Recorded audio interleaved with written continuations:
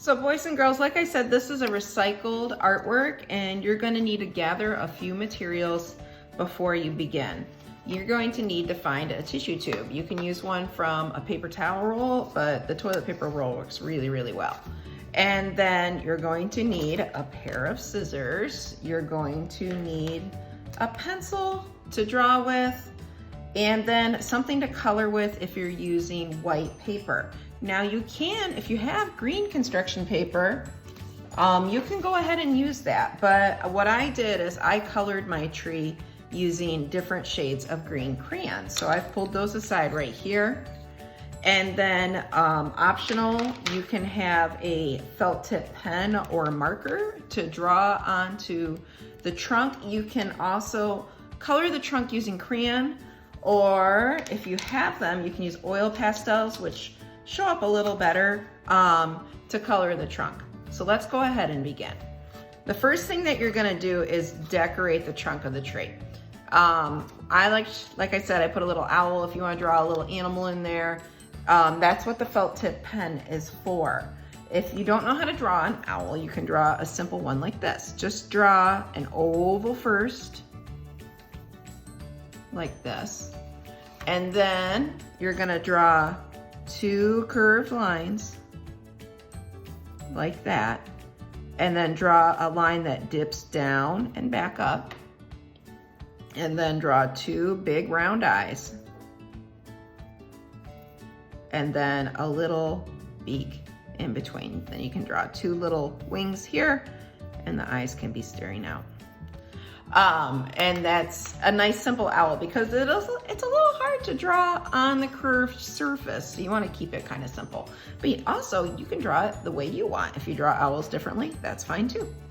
After that, you can use either a brown crayon or you can use a oil pastel. You could even use a marker and color in your tree trunk. We'll color it all in. When you're drawing the owl, be mindful of this seam here. You want to draw where there's no seam. Otherwise, it's going to get in the way of the tip of your pen or pencil when you draw. So go ahead and color the whole thing in. All right. After it's all colored in, you are going to take a pair of scissors and you're going to make a bunch of little slits down at the bottom, about a 1/2 inch apart, like this. And try to make them all about the same height, because these are gonna become the little tabs that are the roots of the tree and make your sculpture stand up. If you would like to, if you have a little piece of cardboard, you could actually glue these to a cardboard base when you're done. And then you're gonna fold these out like this. Okay, and they're gonna make a little stand so that your tree can stand up like this. All right, now we have the trunk of the tree. It's time to make the leaves of the tree. What I did for mine is I drew a cloud-like fluffy shape that's about twice as big as the top of the tree so that it's not teeny tiny. And if you draw the first one, you can use that one as a template and use it to trace the others, but I just drew them freehand here. Now my tree looked really good with 4 sides, and then for fun, I added a top. It looked okay without the top, but I think the top made it even a little bit better.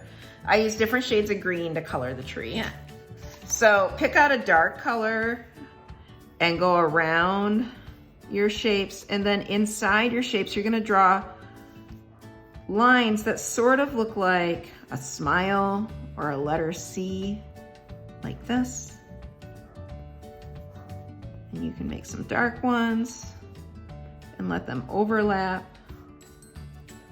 to show all the layers that are inside the tree. And then go in with your different greens and using a round movement, color everything in. You can color in with several shades of green. Here, I'm gonna do some dark ones. So I'm using kind of a loop-de-loo line to color to make it look a little more like leaves instead of drawing back and forth in straight lines, because as you know, trees are very, very fluffy. You can shade your edges with the dark colors, like this. And then let those dark colors transition into your yellow greens for a highlight. And color that all in.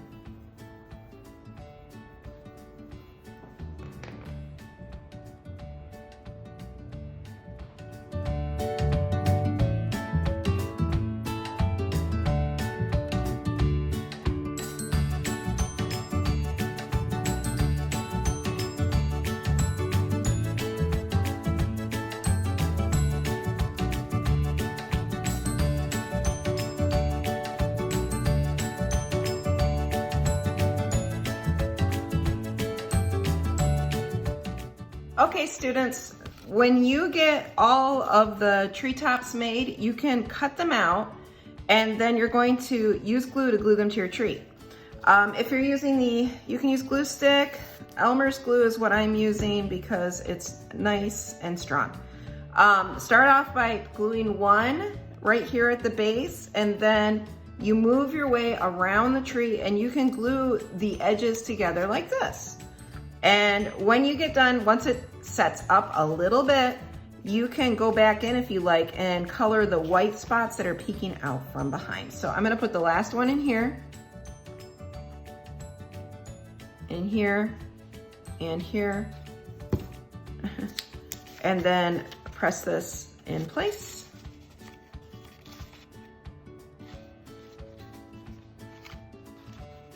Like this. And then you have your little 3D model of your tree. I went ahead and traced and colored the little owl and I'm gonna glue him to the front too. On my original tree, I had drawn the owl right on the tree, but I realized if you draw it on separate paper, it shows up a little better. So here's the owl drawn on the tree directly, and then here's the owl added on when you're done. The last step, if you have some wrapping paper ribbon around your house, you can make a ribbon to go around your tree. When you do that, cut a little more ribbon than you need because it's gonna be a lot easier to tie. So I'm gonna tie my ribbon like this and then double knot it. If you can't do this, you can get an adult to help you or an older sibling, like that. And then make a little bow if you can. If you can't make the little bow, that's okay. Let's see if I can get it in there.